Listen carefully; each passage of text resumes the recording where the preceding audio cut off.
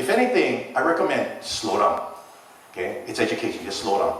What I want to do is I want to kind of jump into how this information though can directly impact who you are today. You guys okay with that? Yeah, make it relevant, huh? And not so historical. I remember taking history and coming in and fall asleep. So I got to keep making sure you guys up. Okay, land. Take a look at land. Okay? All title in Hawaii today goes back to rural patents and land commission awards since 1845. That is when all lands were formalized, 1845. The Bureau of Conveyances was established. This constitutional system, the courts, everything was established pretty much in 1845. Yeah? So every title is it comes from a rural patent. And rural patents have been issued, which are government land, all the way up to Lili'uokalani. So under Hawaiian law, the civil code that existed in 1893, section 1262 says, all deeds, leases for a term of more than 1 year, or other conveyances of real estate within this kingdom shall be recorded in the office of the Registrar of Conveyances. The Registrar's office still exists today. Remember, that's our car. So everything is there except the driver. That car is ours. So that Bureau of Conveyances that existed then exists today, which exists in the Department of Land and Natural Resources, which actually is the Department of Interior. DAGS, Department of Accounting General Services, that's actually that's the Department of Finance. It's all from the Kingdom era. The public schools, all from the Kingdom era. Everything is from the Kingdom era. Police Department, Fire Department, all from the Kingdom era. Even Hawaii Army National Guard from the Kingdom era. So you can see how it's not new. It's just we're led to believe that it's not ours. So you might say Hawaii was kidnapped, but it was treated like it was adopted. And Uncle Sam was our uncle. And now we find out Uncle Sam is not our real uncle. And we always know he looked a little different from all of us, but you know. Yeah, he looked a little different than my papa. But you have to record deeds or leases, okay, within the Bureau of Conveyances in order for it to be valid. Yeah. And you have to get it notarized before you can record it. So it says here, no person who is not a subject of this kingdom shall be eligible to the office of notary. So if somebody in the kingdom era, let's say in 1891, wants to convey his piece of property to Joe Smith for $1,000, you have a bill of sale, right? But then you have to have the transfer of title. And before you can transfer that title, you got to have a deed and you got to go to a notary, and the notary's job is to make sure you're not drunk, right? You're not under duress, you're not a little crazy, because their job is to acknowledge that you are of sound mind and body. That's what the notary's function is. That's what a notary does. It protects you from yourself and it protects you from somebody else. Yeah. Back then in the kingdom era, women had what is called dower rights.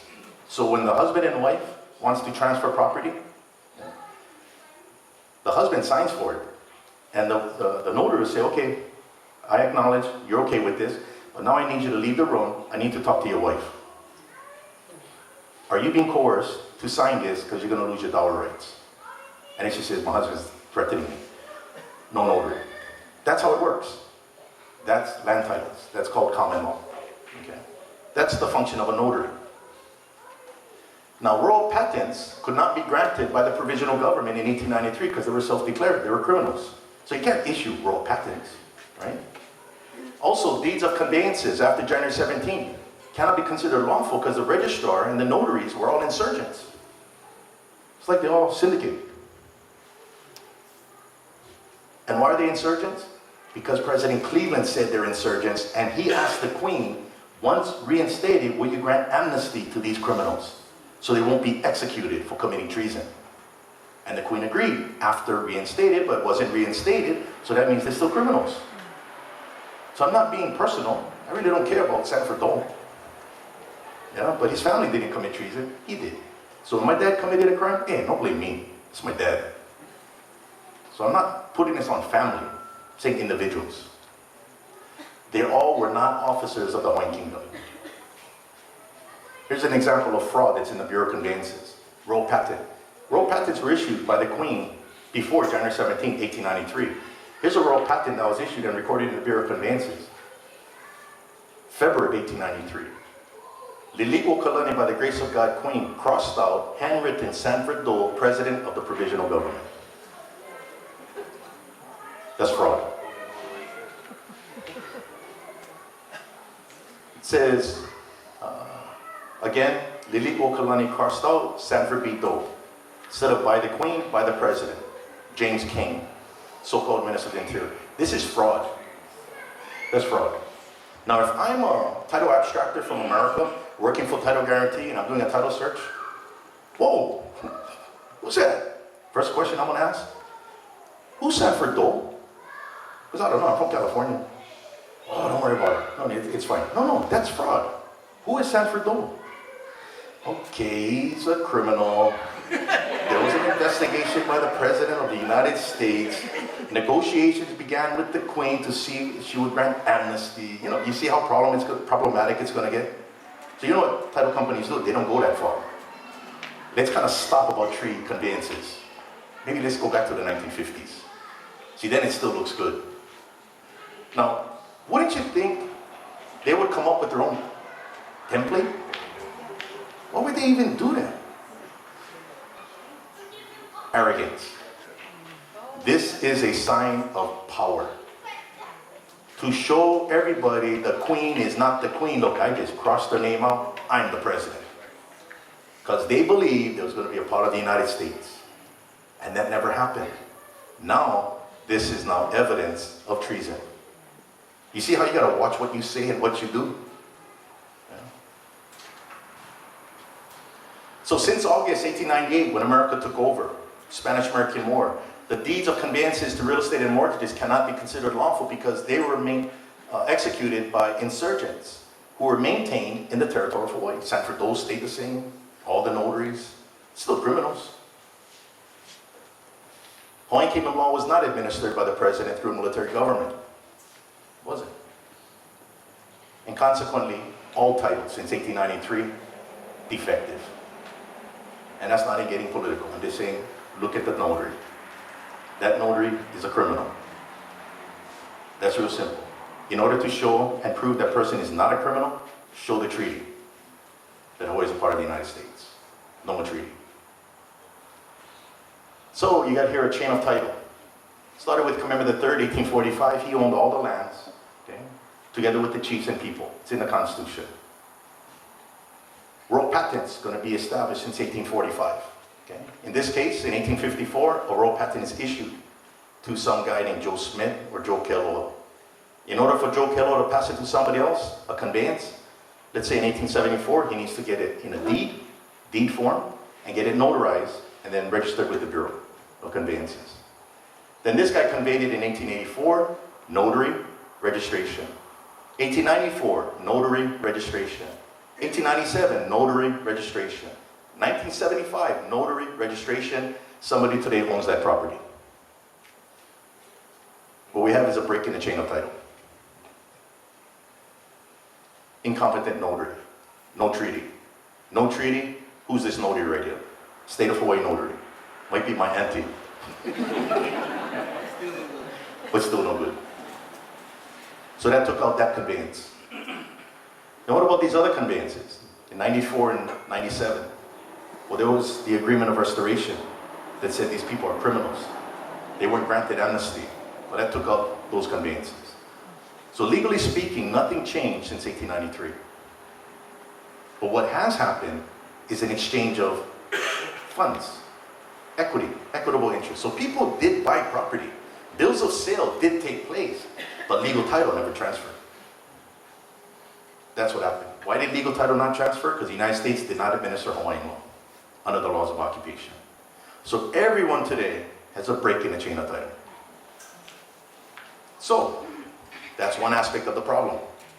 Now, see, I knew this a long time ago. You know, back in the early 90s, I already knew this. Right now, some of you just learning it. I knew this a long time. And it's like the light came on. I cannot turn off the light. But it was like I was going upstream and everybody went downstream. Yeah. So what I got to do is after I retire from the military, hey, I'm going to test this. Enough talk. Let's test it. And I'm not going to argue with people. I'm not going to argue with my uncle who think he knows what he's talking about. Because we're not going to get into an argument. You know, and they don't feel bad. My uncle don't know nothing. You know? So I got to find out how do I get my uncle to know this without him losing face. See, that's when it gets very Hawaiian. You got to play, you got to malama this one. You know, uncle, you're not wrong. You're just temporarily off track.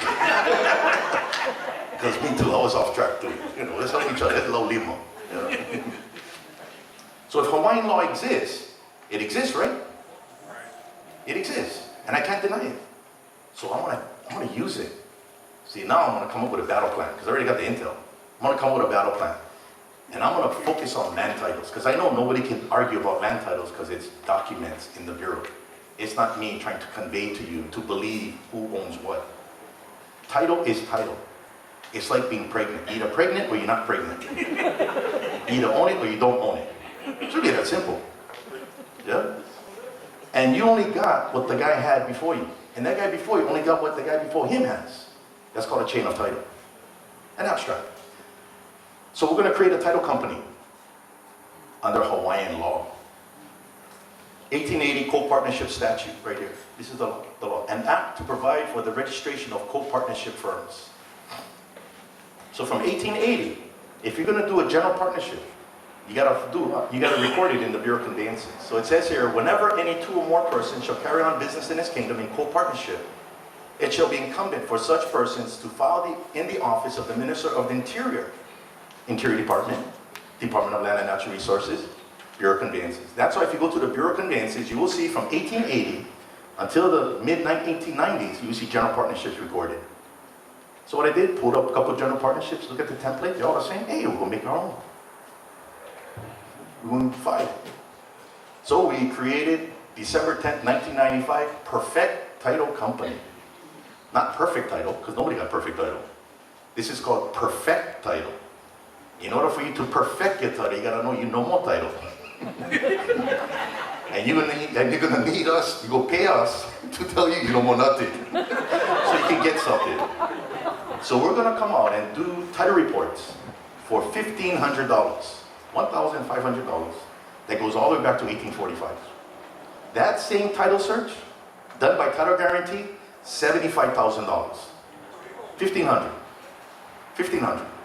Drop in a bucket. A lot of work for us though, but drop in a bucket. So we created Perfect Title Company. Now the problem is we're looking at the state of Hawaii, and my cousin who's working across the counter really is illegal, but I gotta follow Hawaiian law. You see the contradictions I'm gonna be running into. How do I get that in? How do I get the notary to notarize this general partnership? Because the Bureau will not accept it without a notary. You gotta notarize it.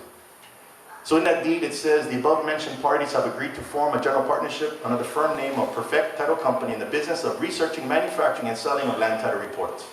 It also says that we have to go before a foreign notary in order to comply with Hawaiian law. We do this involuntarily and against our will. So we set in the record. And then the jurat, which is the form, was made by them, because we made the jurat according to the Hawaiian Kingdom. We had the notary cross everything out and write it in. Oh, good. See, because we never do that. You did it. I'm just trying to get into the Bureau. And it's like when I'm in Luxembourg, trying to follow Luxembourg law, and there's a German Nazi who's the Bureau of Conveyances running it. I got to go to a Nazi notary in order to get it in. How do I do that without looking like I'm a collaborator? You know? So that's what we had to do. Not saying my auntie across the counter was a Nazi. No, my auntie was just as ignorant as I was. So Perfect Title goes public. Everything hits the fan. Front page, Honolulu Advertiser, 1996. It says, title firm disdains land claims made since the end of monarchy. There's myself with Donald Lewis. Donald Lewis is a retired realtor from Locations, Inc. Now it's called Prudentials. He was one of the founders of Locations. And he realized after he retired, the whole thing was illegal. He's got to fix the problem. See, he felt a serious problem here where he had to fix it. He felt he had to fix it, and well, we're going to come up with a title company. So in that article it says, Perfect Title considers any certificate transferred after the 1893 overthrow of Queen Lili'uokalani to be invalid because it passed through individuals or institutions treasonous to the crown. Makes perfect sense, right? Imagine 1996 reading that. That looks crazy. What? Treasonous to the crown? Hawaiian law? No, I'm serious. 1996, people were not, remember, we're going north, everybody's going south. Crazy. Now, let me get into some of the terms that are going to come into play here, which we all knew before we started this game. A mortgage. See, people misconstrue a mortgage to be a loan. When they say, oh, I pay a mortgage. No, you don't pay a mortgage. You pay a loan secured by a mortgage. Because a mortgage is collateral. It's collateral assigned to a lender that secures the repayment of a promissory note. The promissory note is a loan. And if you own property, you know that. Check your HUD-1 statement. Yeah, you got a promissory note, the loan that you pay back, 25 years, 15 years, whatever. And then you have a mortgage that you give to the bank to hold on to, which you have to record in the bureau, right? In order to secure the repayment of that loan. Because the promissory note, like, I'm going to give you $200,000. Hey, brother, you promise you're going to pay me back, right? Yeah. I'm out of here. Give me something of an equal or greater value. Did you know you don't only have to mortgage land, you can actually mortgage anything of an asset. You can mortgage a diamond. You can mortgage your car. You can mortgage anything that is an asset but not cash. That's what a mortgage is. And you authorize the bank or the lender to foreclose on you, to sell your asset to make up on the loan that you defaulted. That's why the mortgage is authorization to foreclose if you default on the loan. Make sense? In the kingdom had mortgages all the time. Because no fool would give $200,000 on a promise you're going to pay me back. Then once you pay it back, then the bank releases the mortgage back to you. Now you can borrow again. You guys understand what mortgage is? It's collateral. Now in order to determine the validity of this mortgage, you need a title report. Because the bank needs to determine whether or not you own the property. So you go to escrow. Escrow is a third party that does a title search. So let's say I want to borrow $200,000 from American Savings Bank.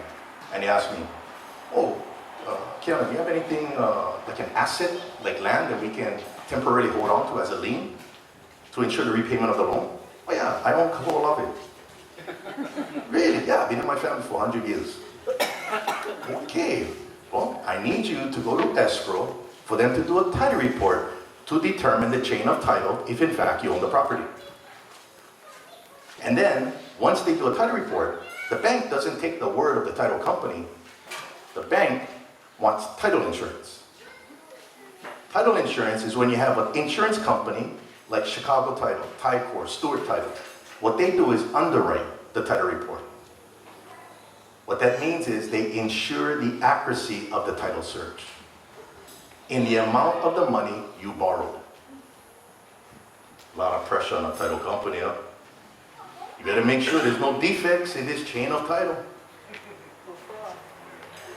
So what you have here is the borrower, the bank, the title insurance company. The bank wants to give you the promissory note because they make money off of you. It's called interest rate. It's business. Nothing wrong with that. But before the bank gives you the money, they want something from you. Two things. What do they want? A mortgage and insurance. That's what they want. So you gotta buy insurance to protect the bank in case there's a defect in the title. Because if there's a defect in the title, the bank cannot foreclose. Yeah, they cannot sell Kaho'okahi. It's found out I don't own it. You cannot put them on the auction block. So what protects the bank? Title insurance. So the amount of money that you borrow is covered by the lender's policy. Make sense? How many of you knew that? I know. Realtors do. Bankers do. Regular people, they go escrow. I don't know nothing. They sign. I like turn the key. Now everybody's going back, in the closet. You got the escrow papers. After this, I bet you guys, you're all going back home, pull them out. Okay, HUD-1 statement, section 1110. You're going to find your policy. And some of you might actually have an owner's policy, which means if there's a defect in the title, they pay you the money, which is the appraised value of when that policy was issued. So, all of a sudden, the bar just realizes, after coming to a presentation by Dr. Sai, There is no mortgage because all titles are defective since 1893, period. It's not even an argument. What you have here is an unsecured promissory note. You owe that money. You borrowed it, right? You borrowed it, you spent it. How do you pay it back? Title insurance. That's what it's for. The bank required you to buy it. You didn't even know you had it. It's like almost a racket. The bank is getting you to buy title insurance and nobody's using it. It's like issuing life insurance and nobody dies. I found all the dead bodies. Look, go check. Try to wake them up. They blew already, these titles. So a lot of pressure. Blue is right there. Title insurance companies. So that right there is going to put a lot of pressure. It's all money. All of a sudden, history just became relevant. All of a sudden, history just hit my pocketbook. All of a sudden, history is, oh, I like to use my insurance. That's what Perfect Title was pushing.